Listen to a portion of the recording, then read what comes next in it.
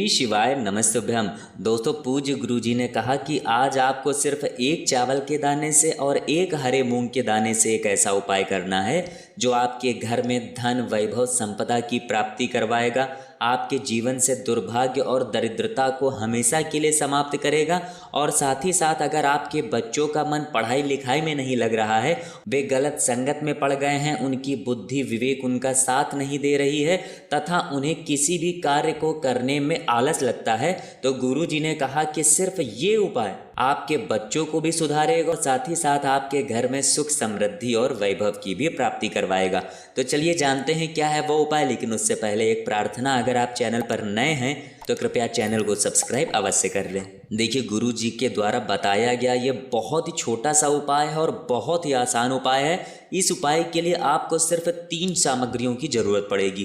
पहली सामग्री, आपको सिर्फ एक हरा मूंग का दाना ले लेना है, जिसे खड़ा मूंग भी कहते हैं या साबुत मूंग का दाना भी कहते हैं। सामने स्क्रीन पर आपको दिखाया जा रहा है। आप सिर्फ एक हरा मूंग का दाना ले लेंगे और साथ ही साथ एक चावल का दाना ले लेंगे। चावल का दाना टूटा हुआ नहीं होना चाहिए, खंडित नहीं होना चाहिए। और इसी के साथ आपको ले लेना है एक बेलपत्र। बेलपत्र लेते समय आप ध्यान रखेंगे कि ये कहीं से भी कटी फटी नहीं होनी चाहिए और बेलपत्र की डंडी के आखिर में जो डूट होती है, यानी जो डंठल होता है, वो भी नहीं होना चाहिए। अगर आपके पास बेलपत्र नहीं है तो आप शिवलिंग के ऊपर चढ़ी हुई बेलपत्र को उठाकर जल से शुद्ध करके फिर उसका इस्तेमाल भी कर सकते हैं। और सबसे आखिर में आपको ले लेना है एक लोटा जल।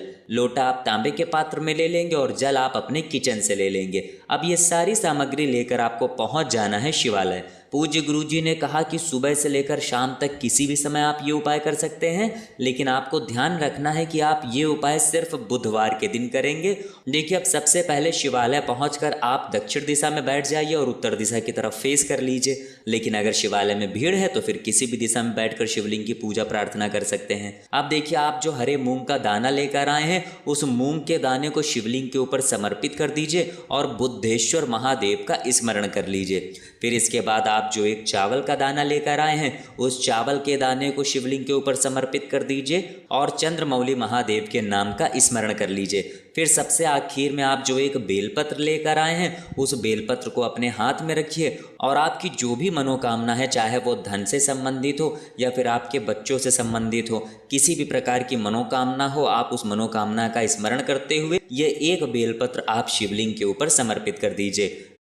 आपकी जो भी मनोकामना है, चाहे वो धन से संबंधित हो या फिर आपके बच्चों से संबंधित हो, किसी भी प्रकार की मनोकामना हो, आप उस मनोकामना का स्मरण करते हुए ये एक बेलपत्र आप शिवलिंग के ऊपर समर्पित कर दीजिए। बेलपत्र की डंडी का हिस्सा जलाधारी की तरफ रहेगा और चिकनी साइड का हिस्सा शिवलिंग में टच करेगा, यानी स्पर्श करेगा। सामने जैसे बेलपत्र रखी गई है, ऐसे ही आपको शिवलिंग के ऊपर समर्पित कर देना है।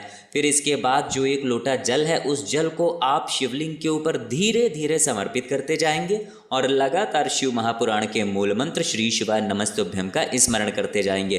पूज्य गुरुजी ने कहा कि जल आपको इतने धीरे समर्पित करना है कि जल समर्पित करते करते आप कम से कम 11 बार श्री शिवाय नमस्तुभ्यम मंत्र का जाप जरूर कर लें।